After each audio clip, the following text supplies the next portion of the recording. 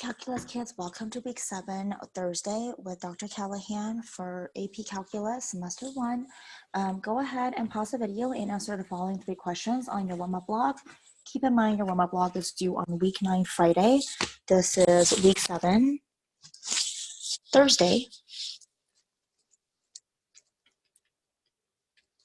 After this week, you guys have fall break. After fall break, you have week 8. After week 8, you have week 9, which is also the end of the quarter. So we are halfway through the semester. So yay for that.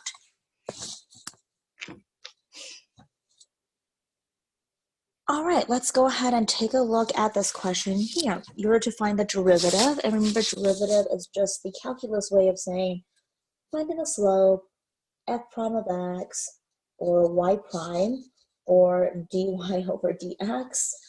So let's go ahead and do that. I'm going to use the power rule, obviously, because I can't even imagine if you can replace the cube root with an x plus a delta x. That just seems absolutely crazy. So anyways, before I do that, I have to go and prepare this question because it has a square or cube root and a fifth root. So you want to go and write this back into the exponential form. So you have a power of 1 over 3, x1 over 5. Now that I got rid of the roots, I am ready to go ahead and find my derivative. So I'm going to take the 1/3 down, minus 1, so that's a 3 over 3, and that gives me a negative 2/3. Same thing with the second one, bring the 1/5 down, minus 5 over 5, so that's a negative 4 over 5.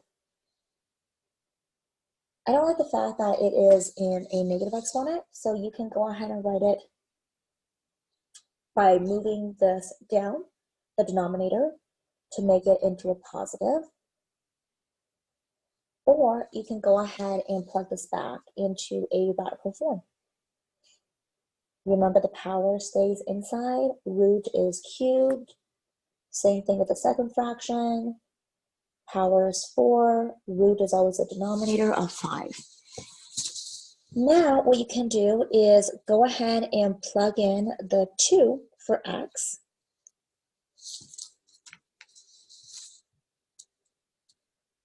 And once you do that, you will have the first fraction is 0.20998. Second fraction is 0.1149. If you add them together, your slope is 0.325.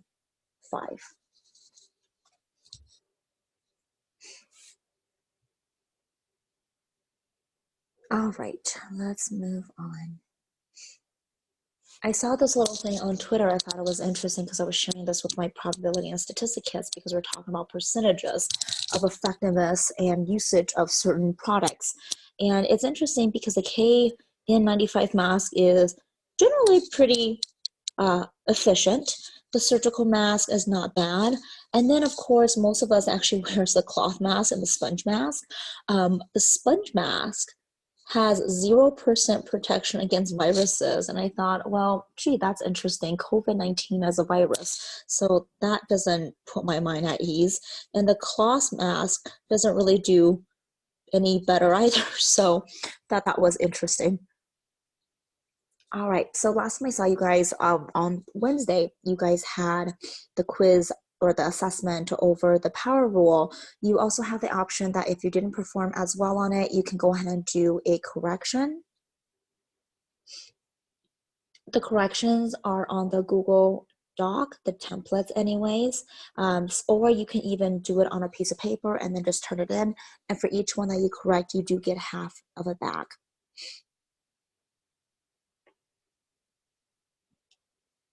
All right, so let's go ahead and move on to today's stuff.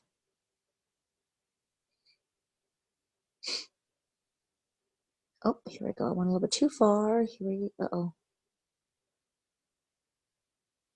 Okay, so today I'm going to go over my notes. We're going to go over 5 different examples. Your objective today is going to be complex problems with power rules. I know some of you guys are like, how could it be more complex than what it already is? It can be. I'm also going to go over some word problems applying the power rules with position function, velocity, and acceleration. This actually preps you guys up for Unit 3, which is going to be on applications of derivatives. So Unit 2 is just simply learning the rules of derivatives. Unit 3, we're actually applying it towards a lot more word problems. So this is just a basic little intro to that. But you guys are a super duper smart class, and so I feel like you guys are ready for it.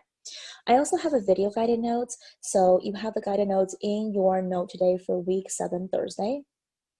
And then here's a link to the video itself. The video is also on your guided notes. And then in class, we're going to go over quizzes. If you feel like you need a little bit more assistance in practicing, you can also click on this link. And I guess you can't click on this link because it's on a video, but you could type it in, which is a little bit long, so I'm sorry about that. But you can also do this and practice at home. So with that said, let's go ahead and move forward. This is your guided note under week 7, Thursday. So this is from your textbook. You can go ahead and practice this a little bit more if you feel like you need some additional practice. This is your video guided notes. My suggestion is before you look at the video, go ahead and try to work on some of these. These are also questions from your textbook as well. And if, let's say, for example, you get stuck on 54, then I will recommend that you type in this tiny URL in, and it's https://tinyurl.com/z as in zebra, the number 2, W as in water, H as in happy, Z as in zebra, T as in Tom, and the number 3. And if you type that in, it will take you to the video, and you will be able to go ahead and see the steps with these questions. You also have this right here, which we did practice a little bit of it, but I will recommend that you kind of go over the rules again, constant rule, power rules. Start off with example 1, go over A to D, and then try to example 2, example 5. I actually went over example 2, 3, 4, and 5 with you guys in class, but if you feel like you need another little practice, you do have that available. So this is a basic introduction to application of derivatives. You have this in your notes. I'm going to go over some of the examples, but like I said, when it comes to application of derivatives, there are so many different variations that it's really hard to go over all of them, but I want to make sure you guys have the exposure. So if you need the steps, I have the steps on this link right here, but be careful with the capital B, capital T, capital J. Same thing with this one right here. We're actually going to go over this one in class, but in case you need the steps, you have the link to the steps as well. And same thing over here. And if you read some of the questions, it seems like it's the same questions over and over again. It talks about acceleration, velocity, position function, but it just asks you different variations of the same process.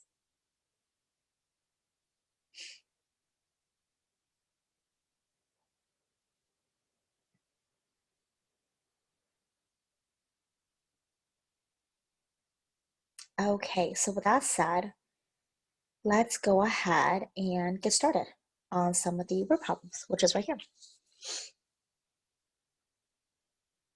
And the word problems you will be using to apply the power rule to this.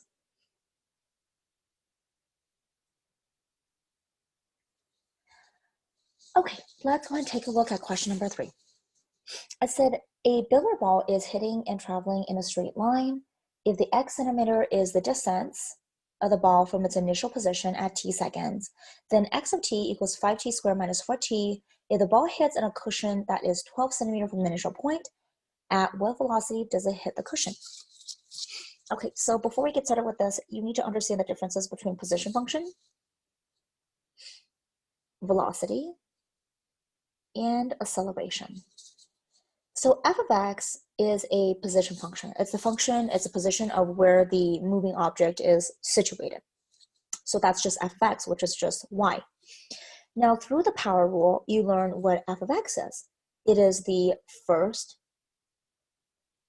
derivative, or in this case, it is velocity.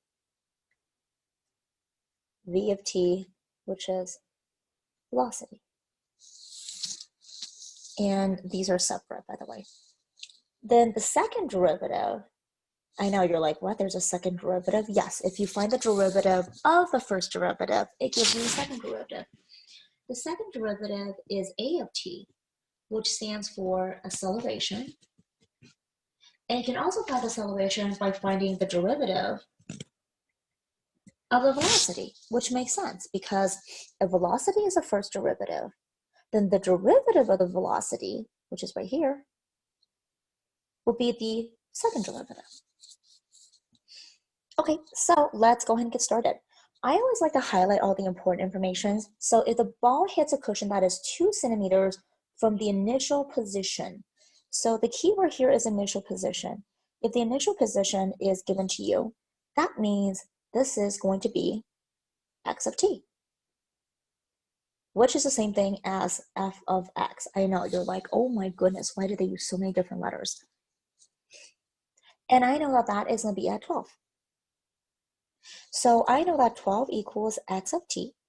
That's my first clue. And it's also given to me that x of t equals 5t squared minus 4t. So x of t equals 5t squared minus 4t. Well, then by substitution, I can just say that 12 equals 5t squared minus 4t. Now, the question asks me, at what velocity does it hit the cushion? So our velocity sometimes implies time, and I also need to find the time so that way I can find the velocity. So then from here, I'm going to go ahead and maybe just solve for t. In order to do that, I'm going to go back to algebra 2, which means I will have to move my 12 over here to the side. So 0 equals 5t squared minus 4t minus 12. Now, I have to go ahead and factor this. So remember, the way you factor it is you have 5t and 5t, and I have to have some number here that will equal a negative 12.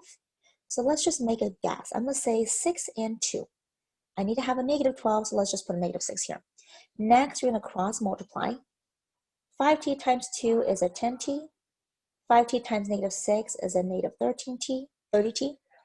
If I combine them, does that give me the middle, negative 4t? No, it doesn't. So what that means is my number is off. I don't want those numbers. So let's go ahead and try a different number. How about, and I don't want this big. Oh, you know why? Because it shouldn't be a 5t. Just kidding. Sorry, it should be a 1t. Got a little bit carried away. 6 and 2. Let's try negative 2 and a positive 6. Cross multiply, you get a negative 10t plus 6t. If I add them together, does it give me a negative 4t? Yep, it does. So then what is my answer? My answer is going to be horizontally 5t plus 6, t minus 2.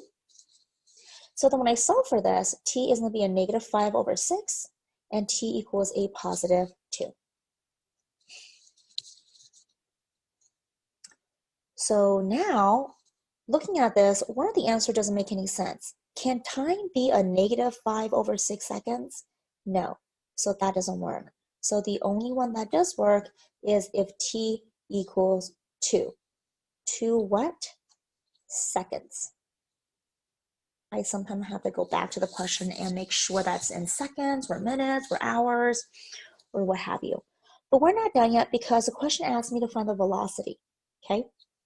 So if my x of t is equal to 5t squared minus 4t, my velocity is going to be the first derivative of x prime of t, which is the first derivative using the power rule.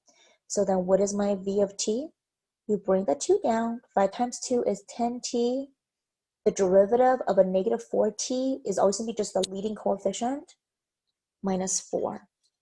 But then remember my t is 2, so then v of 2 equals 10 times 2 minus 4, which is a 20 minus 4, which is a 16. 16 what? 16, you want to look for the length. It is using the length of centimeters per, and what is the time? Second. And that is your answer.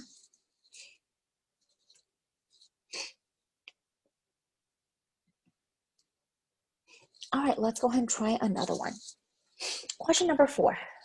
If a particle moves along a line according to the equation S of t equals t to the 5th power minus 5t to the 4th for all real numbers t, then how many times did the particle reverse its direction? Reverse its direction means changes to slope, like from a positive slope to a negative slope, or a negative slope to a positive slope. So if you're looking for slope, you will have to look for f prime of x, or in this case, it will be the first derivative. All right, so let's go ahead and take a look at that. If your s of t equals t to the 5th power minus 5t to the 4th power, this is the initial position function. You want to look for the change of slope, so you will have to find s prime of t, which is going to give you the velocity. And so you have to apply the first derivative rule, or the power rule. So then you bring down the 5, which gives you 5t to the 4th power. Bring down the 4, which means 5 times 4 is 20t to the 3rd. Set that equal to 0, and you're going to have to factor the t by solving for t. Well, I don't need to factor this one with a 2 parentheses because it's a binomial. Between the 5 and the 20, I could take out a 5. Between the t to the 4, t to the 3rd, I could take out a t to the 3rd power, which gives me t minus 4 equals 0. So if I set this first part to 0, I know it's 5t to the 3rd equal to 0, which means t equals 0. Second part, t minus 4 equals 0, so t equals 4. Now, nothing here is negative, so that works because time cannot be negative. So then what I'm going to do is I'm going to draw my number line, put the t's in here, and what that's telling me is that when t is equal to 0 and when t is equal to 4, that's when the slope is equal to 0. So the 0 here is kind of serving as like a max and a min, where anything on the left or right side of the max and min is where the slope changes. Okay, so what does that mean? That means I'm going to go ahead and pick a point. I'm going to pick a point on the left side of 0, and I'm going to go ahead and plug it into my derivative. So let's say, for example, I picked x equals -1. So then what you want to do is you want to do f prime of -1, or in this case, it's not f, it's actually s, which is going to equal to 5 times -1 to the 4th power minus 20 -1 to the 3rd power. And does that give you a positive number or a negative number? You can pause the video and give that a try. If you don't believe me, remember how we did the odd and evens? 4 is an even, so that's going to be a +1. -1 is an odd power, so that's going to be a -1. 5 times 1 is a 5. Negative times a negative is a positive. Guess what? It's a +25. So the slope here is positive. Now you have to pick a number between 0 and 4. I'm just going to pick 1 because 1 is an easy number. Plug it in. S prime of +1 is going to equal to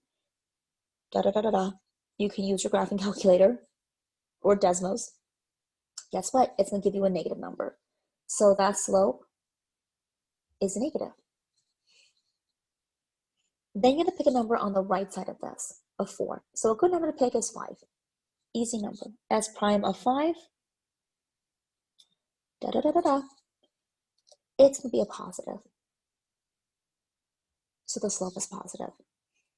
So when the question says, how many times does a particle reverse its direction?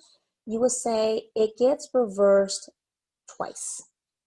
And it is at t equals 0 and t equals 4 seconds. And that is your answer.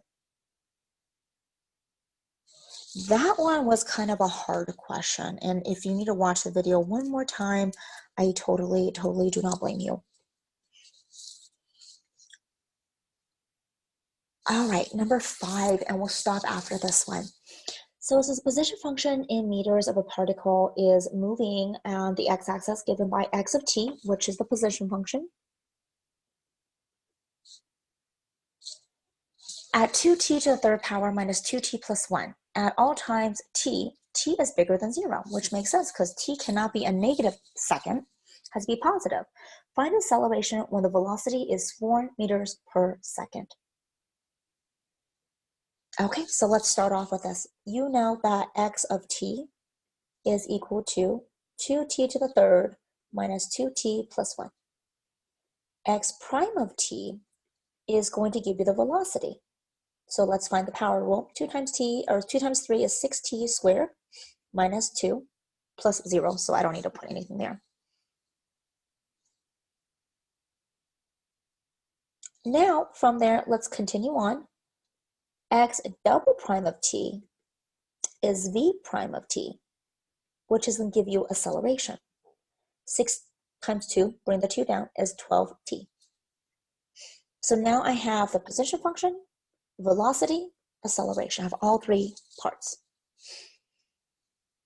Now let's go back to the equation and see if it gives me any other hints. It's saying here that at 4 seconds, that is where the velocity is going to be. So, well, guess what? Here's my velocity equation. So 6t squared minus 2 equals 4. Well, let's solve for t then. So then what I'm going to do is I'm going to move the 2 over here to the right side. 6t squared equals 6. Divided by 6 on both sides. 6 divided by 6 is a 1.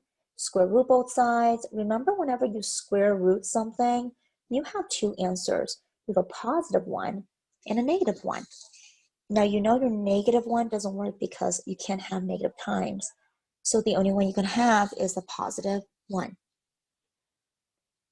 The question asks you to find the acceleration. So let's find the acceleration. The acceleration is going to be right here. A of 1 equals 12t, which is 12 times 1, which is 12 meters. It's meters, right? Meters, yes, per second, but it's squared. It's squared because you're dealing with acceleration, also because it is a second derivative. All right, you guys, I hope you guys have a good week, and I'll see you guys next time. Take care.